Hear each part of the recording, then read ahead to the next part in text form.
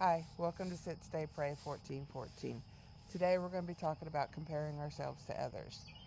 So, some of you have gone out and rented a horse to go on a trail ride. Been out, you know that those horses, they do that all day long. They know where they're going, they know what they're doing. You may not have that much experience, so you just let the horse lead the way, do what it wants to do.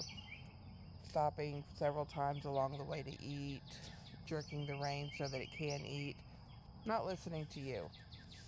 Now, you may get lucky enough and you have that horse that isn't doing that. And you think to yourself, oh, I got a really good trained horse. Doesn't mean that horse is well behaved. And yes, I know those of you who have horses know you don't want your horse stopping and eating. But we're talking about the trail horses and people that may not have that experience. So you're comparing your horse to those other horses, and it may not be a fair comparison. Do you do the same thing?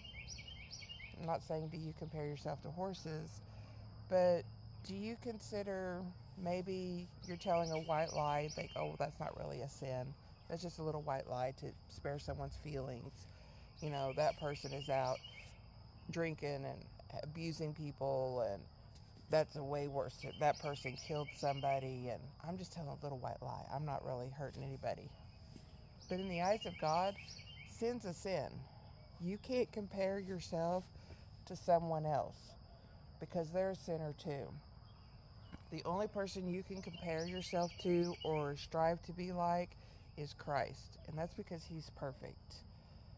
Again, a sin is a sin. It doesn't have a size.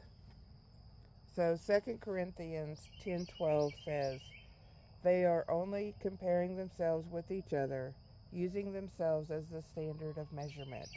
How ignorant. That is pretty ignorant. I'm not the standard. You're not the standard. Your best friend isn't the standard. Your parents aren't even the standard. Even if they are God fearing people, they're still not the standard. Christ is our standard because he's the only one that's perfect. Today, ask God to show you one thing you've been letting yourself get away with. What is something you're doing that you're thinking, oh, well, that doesn't hurt anybody, but you still know it's wrong? Compare what you're doing to how you think God would feel about you doing that. If Christ was standing right beside you, would you still be doing that? The answer is no. Maybe you shouldn't be doing it. And if you are doing